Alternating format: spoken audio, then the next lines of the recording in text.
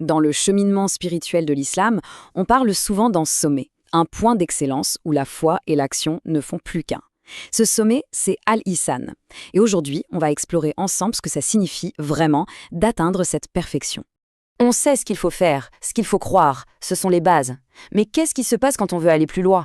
Qu'est-ce qu'on découvre au-delà de ces fondations? C'est la question qui va nous guider. Pour bien saisir ce qu'est l'Ihsan, le plus simple c'est d'imaginer la religion comme une sorte de pyramide. Il y a plusieurs niveaux qui s'appuient les uns sur les autres et chaque étage nous rapproche un peu plus du sommet. Alors, allons-y. À la base de cette pyramide, on a l'islam. Ce sont les actes visibles, les piliers, les rituels, bref, tout ce qu'on accomplit avec notre corps. Juste au-dessus, on trouve l'iman. Là, c'est la foi, la conviction profonde qui réside dans le cœur. Et tout en haut, ce qui vient couronner le tout, c'est l'ihsan.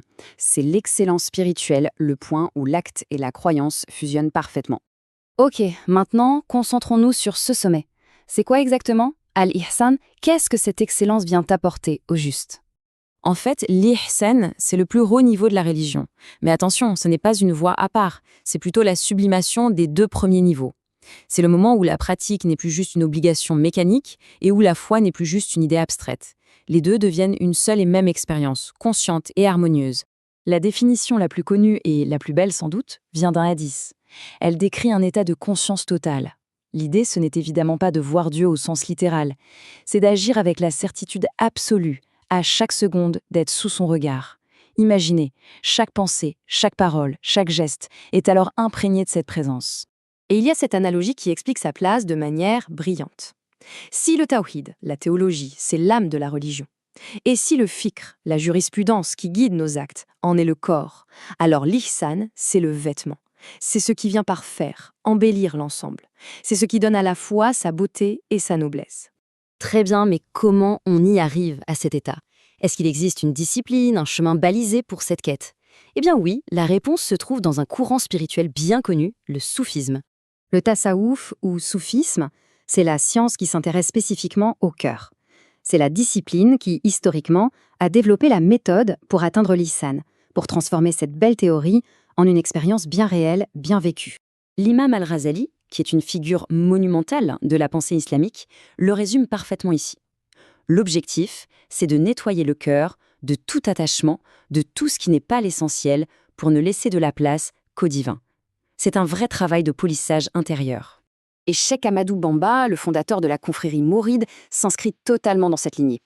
Pour lui, cette quête n'est pas une nouveauté, c'est un retour à l'essence pure de l'islam. C'est ce qui revivifie la religion, un peu comme une source qui redonne vie à un arbre. C'est le chemin qui mène à une connaissance directe, intime, ce qu'on appelle la gnose. D'accord, on a vu la théorie, mais en pratique, comment ça se passe?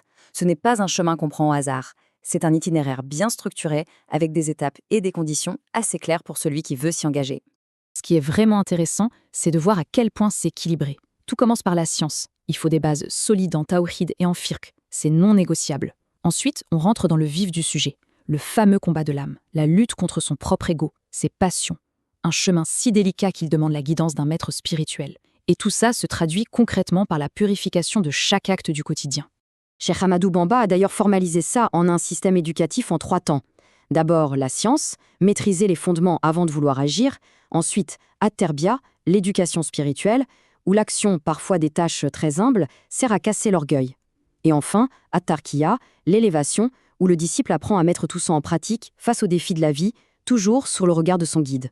On a exploré la structure, la définition, le chemin, mais il reste une question essentielle. Pourquoi? Pourquoi entreprendre un voyage intérieur aussi exigeant? Quel est le but ultime de l'ihsan? Le but, c'est de passer d'une foi qu'on a héritée, qui peut être un peu passive, un peu théorique, à une certitude absolue, vécue de l'intérieur. L'ihsan, c'est ce qui transforme une simple croyance en une relation vivante, dynamique avec le Créateur. C'est toute la différence entre regarder la carte d'un pays et y voyager pour de vrai. Et les fruits de cet effort sont, disons-le, immenses. Le premier et le plus grand, c'est de se faire aimer de Dieu. Mais il y a aussi l'illumination intérieure, la paix du cœur, la promesse du salut et bien sûr cette fameuse certitude inébranlable qui apporte une sérénité profonde. Encore une fois, Al-Ghazali nous le rappelle, tout ce chemin est un processus de purification. La lumière divine, pour s'installer, a besoin d'un cœur qui a été préparé, qui a été poli par le combat spirituel et par l'amour. Au final, ce qu'on comprend, c'est que l'ihsan n'est pas une sorte de spécialisation pour une élite. Dans la perspective qu'on vient d'explorer, c'est l'accomplissement naturel de la religion. C'est l'horizon vers lequel toute pratique et toute croyance sont censées nous mener. Alors, pour finir, si on part du principe que la foi n'est pas quelque chose de figé, mais bien un cheminement, un voyage, la question nous est retournée. Peu importe où l'on se trouve sur ce chemin, quelle pourrait être la prochaine étape de notre propre voyage intérieur?